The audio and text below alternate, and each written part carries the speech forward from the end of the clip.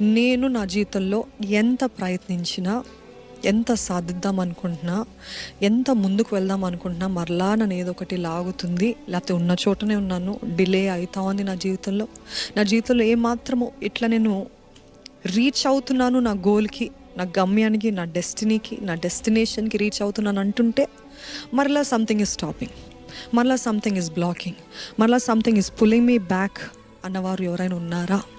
లైవ్లో చూసేవారు. ఈరోజు అటువంటి స్థితిగతుల్లో ఉన్న వారితోటి దేవుడు సూటిగా మాట్లాడాలని ఆశపడుతున్నాడు. మీరు సిద్ధంగా ఉన్నారా?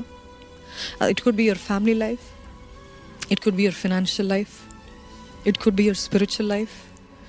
ఏదో ఒక రీతిగా ఏదో ఒకటి మిమ్మల్ని లాగి కట్టేసి పెడుతున్నట్టు ఉంది.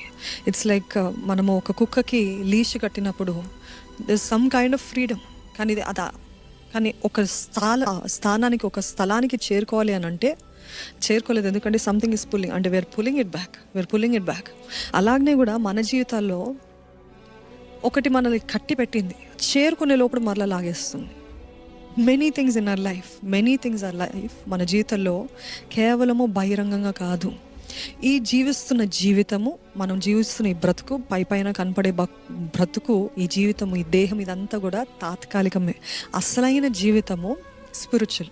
If you see the world is influenced by spirits. It could be the Holy Spirit or it could be demonic spirit. There is no other middle ground. ఇంకేం లేదండి.